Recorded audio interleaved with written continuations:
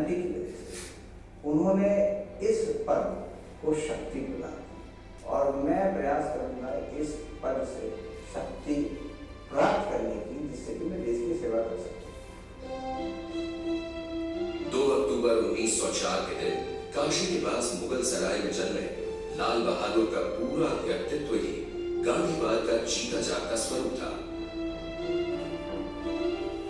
उनकी सादगी पहली बात उन्होंने पहनते थे, आम आदमी को उससे बड़ा भरोसा हो जाता था कि हमारे जैसे।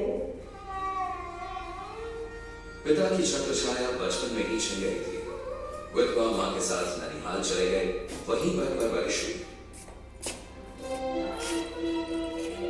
1921 में जब स्वतंत्रता आंदोलन में टूट पड़े तो निष्ठा और दृढ़ता के प्रमाण मिलते चले गए। 17 वर्ष की आयु से स्वाधीनता तक लगभग 9 साल जेल में काटे। रहीमन हीरा का कहे लाख टका में हो। पार्टी कार्य में उनकी निष्ठा से प्रभावित होकर नेहरू ने लाल बहादुर शास्त्री को रेल मंत्री नियुक्त किया, परंतु 1953 में घटी एक रेल दुर्घटना की नैतिक जिम्मेदारी लेते हुए शास्त्री जी ने मंत्रालय से इस्तीफा दे दिया।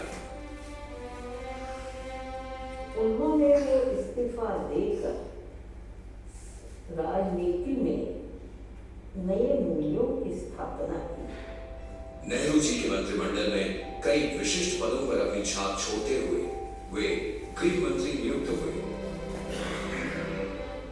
9 जून 1964 पंडित नेहरू के निधन के बाद स्वयं पंडित नेहरू के चहेते लाल बहादुर शास्त्री ने भारत के दूसरे प्रधानमंत्री का पदभार संभाला। कुल 4 शब्दों में उस मृदुभाषी व्यक्ति ने देश को एक नारा दिया, जय जवान जय किसान। उन्होंने उस समय इस बात का एहसास कर लिया था, देश के अंदर हमें अपने जो भंडार है अनाज में पूरा भर देना है और एक जो भारत के गौरव और गरिमा को देश विश्व में खड़ा कर देना है, वो अगर संभव है तो जवानों और किसानों की जय जयकार करने से ही है।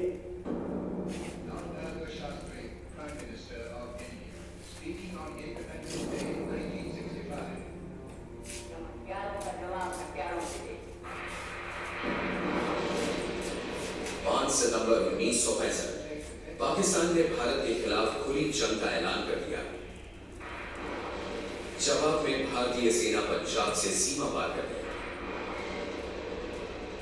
जब तक संयुक्त राष्ट्र की पहल पर युद्ध विराम हुआ, तब तक भारत की सेनाएं पाकिस्तानी सेना पर हावी हो चुकी थी।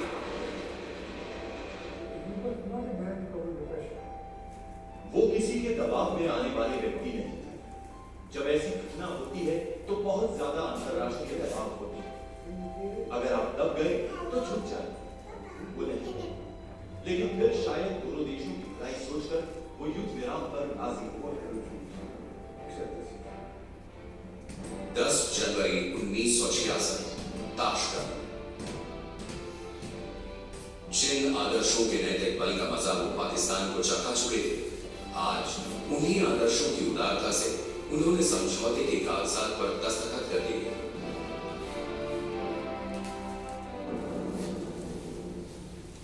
लेकिन अभी समझौते के दस्तावेज पर स्याही सूखी भी न थी कि उसी रात शास्त्री जी को दिल का दौरा पड़ा और उनकी मृत्यु हो गई।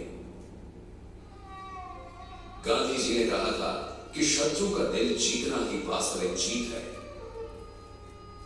सुदूर ताशकंद में जब स्वर्गीय लाल बहादुर शास्त्री को कोसिजिन के साथ साथ खुद जनरल अयूब खान ने कंधा दिया, तो लगा जैसे शास्त्री जी बापू के फलसफे को चरितार्थ कर दुनिया से रुखसत हो गए थे।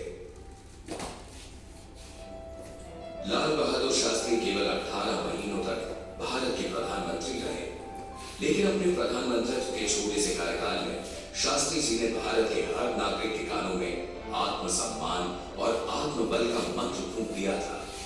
अपने व्यक्तित्व से उन्होंने निष्काम कर्म और पुरुषार्थ की वो मिसाल कायम की कि उनकी गिनती भारतीय इतिहास के सर्वोच्च महापुरुषों में होती है।